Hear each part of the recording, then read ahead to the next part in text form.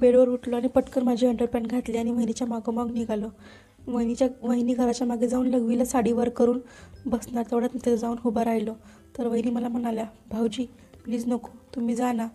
ऐकून मी खूप नाराज झालो. घरात आल्या मी मागच्या खिडकीत जाऊन बघण्याचा विचार केला, पण खरं तर मला खूप वहिनीचा राग आला होता. त्यामुळे मी खिडकीत न जाता बेडवर जाऊन झोपून राहिलो. लघवी करून वहिनी घरात आल्या आणि म्हणाल्या, भाऊजी जर मी तुमच्याकडे लघवी करायला बसले असते तर मला लघवी झालीच नसती आणि माझे पोट खूप फुगले असते लघवीने आणि पोटात दुखायला लागले असते. पण माझा राग काही केला जात नव्हता. मी दुसरीकडे पाठ करून मोबाईल बघत बसलो. वहिनीला ते कळाले. वहिनीने दाराची कडी आतून लावून घेतली आणि मला म्हणाल्या की मी उसात जात आहे. जाताना मी दरवाजाकडे बघितले असता वहिनीने हातात गोधडी घेतली होती. वहिनी गेल्यावर 2 मिनिटात मला वाटले की एकदा जाऊन बघावे, तर वहिनी गोधडी का नेली आणि कशासाठी नेली. मी गेलो तेव्हा वहिनी शेतात काम करत होती आणि गोधडी एका बाजूला पडली होती. मी गोधडी उचलून जमिनीवर अंथरली आणि नंतर वहिनीजवळ जाऊन उभा राहिलो. वहिनी म्हणाला, गेला का तुमचा राग? मी तुम्हाला आतमध्ये यासाठी नको म्हणत होते की माझी इच्छा होती की आज आपण इथं मोकळ्यात भेटावे म्हणून. ऐकून मला खूप छान वाटले आणि मी वहिनीच्या समोरून घट्ट मिठी मारली. त्याच्यामुळे त्यांचे बॉल मला छातीला लागले आणि मी अजून तापलो. मात्र मी स्वतःहून त्यांना आता चुंबन चालू केलं होतं. वहिनी खूप छान रिस्पॉन्स देत होत्या. हे बघून मला खूप छान वाटले. मग मी हळूहळू वहिनींना गोधडीकडे घेऊन गेलो. मी हळूहळू वहिनीची साडी बाजूला फेकली. नंतर मी माझा हात वहिनीच्या परकरकडे नेला आणि वहिनीने मला परत थांबवले. मी परत माझा हात वहिनीच्या ब्लाऊजकडे नेला आणि वहिनींच्या ब्लाऊजचे बटन उघडायला सुरुवात केली. तेव्हा वहिनीने मला परत अडवले. मी रागातच वहिनीला विचारले, वहिनी आता काय झाले? तुम्ही तर म्हणाल्या होत्या की तुम्हाला मोकळ्या शेतात भेटायचं आहे म्हणून.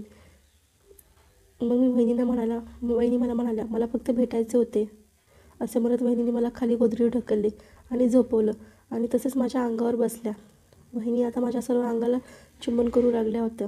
5 मिनिटांनंतर वहिनी माझ्या बाजूला पडल्या आणि त्यांनी मला इशारा केला, अंगावर झोपायला सांगितले. मी आता वहिनींच्या अंगावर झोपलो. माझा लवडा अंडरवेअरमधून त्यांच्या परकरच्या मधील पुच्छीवर घासू लागला होता. मला काही कळतच नव्हते की वहिनी अशा का वागत आहेत. मी परत माझा हात वहिनींच्या परकडकडे नेला असता वहिनीने मला थांबवले. आता मी रागात उठणारच तेवढ्यात वहिनीने माझा हात पकडून मला थांबवले. वहिनी म्हणाल्या, भाऊजी ऐका तर मी काय म्हणते आधी.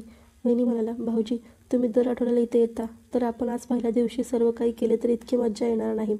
आपण तर आठवड्याला एक एक हळूहळू स्टेप पुढे जाऊ. हे ऐकून मला पण खूप छान वाटले, कारण मलासुद्धा हळूहळू मज्जा येऊ लागली होती आणि एक एक पाठ करत मला धावायला त्यांना आता आवडू लागले होते. मी आता वहिनींच्या अंगावर पडलो. त्यांचा एक एक पाठ एन्जॉय करू लागलो. वहिनींच्या ब्लाऊजच्या वरून जितके बॉल दिसत होते तेवढे मी जिभेने चाटायला सुरुवात केली. शेवटी मी मूडमध्ये आल्या वहिनींच्या परकरमध्ये घुसलो. तेव्हा मला वहिनीने परत अडवले. मी वहिनीला सांगितले, वहिनी मी तुमची चड्डी नाही काढणार. मला फक्त तुमच्या पुच्छीचा वास आणि चड्डीचा वास घेऊ द्या, नाहीतर मला कंट्रोल नाही होणार. वहिनी शेवटी हो म्हणाल्या आणि परकरवर न करता तसाच वहिनीच्या परकरमध्ये मी पूर्ण घुसलो. वहिनींच्या परकरमध्ये घुसल्या मला समोर वहिनींची जुनाट चड्डी दिसली. मी वहिनीची जबरदस्त चोळल्यामुळे त्यांच्या पुच्छीतले पाणी सगळं चड्डीला लागले होते आणि चड्डी पूर्ण ओली झाली होती. मी अजून पुढे सरकलो आणि नाक माझं वहिनींच्या पुच्छीवर ठेवलं. नाक लावताच माझ्या तिच्या पुच्छीचा सुंदर घमघमाट मला आला. मी लांब श्वास घेतलं आणि तिचा वास माझ्या नाकात भरून घेतला. खूप वेळ मी वहिनींच्या पुच्छीचा वास घेत बसलो. माझे मन ऐकत नव्हतं. मी एक चटका देऊन ती वहिनींची चड्डी काढून फेकावी आणि धुवून टाकावं असं मला झालं होतं. पण मी आता स्लो एन्जॉय करायचं ठरवलं होतं. वहिनींची पॅन्टी जुनी असल्याने ती मी थोडी खाली सरकली होती, त्यामुळे वहिनींच्या पुच्छीचा बाजूचा फुगीर भाग मला दिसू लागला होता. मी अचानक तिथे जीभ लावून चाटायला लागलो. माझी जीभ वहिनीच्या पुच्छीच्या आजूबाजूला भागाला लागताच वहिनी पागल झाल्या. त्यांनी त्यांच्या दोन्ही मांड्यांमध्ये माझी मुंडी जोरात दाबली आणि एका हाताने माझी मान त्यांच्या पुच्छीवर जोरात दाबून घेऊ लागल्या. वहिनींना असे करताच मला राहावलं नाही गेलं आणि मला खूप जास्त कळ सुटला. मी ठरवले, जे होईल ते होईल, नंतर बघून घेता येईल.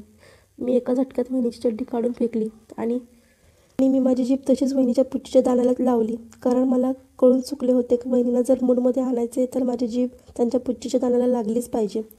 माझी जीभ वहिनीच्या पुच्छीच्या दाण्याला लागताच वहिनीने त्यांचे दोन्ही पाय अजून जोरात आवळले. त्यामुळे मला आता श्वास घ्यायला त्रास होऊ लागला होता.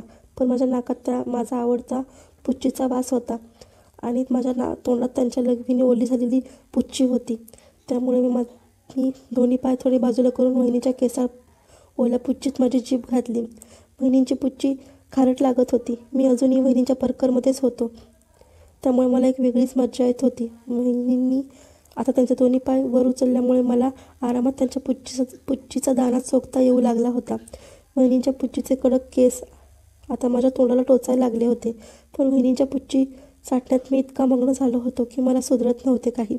मी 5 मिनिटं वहिनीची पुच्ची जोरजोरात चाटली आणि शेवटी वहिनीने त्यांच्या पुच्चीतून पाणी सोडले. ते पाणी मी जीभ लावून पटकन पिऊन घेतले.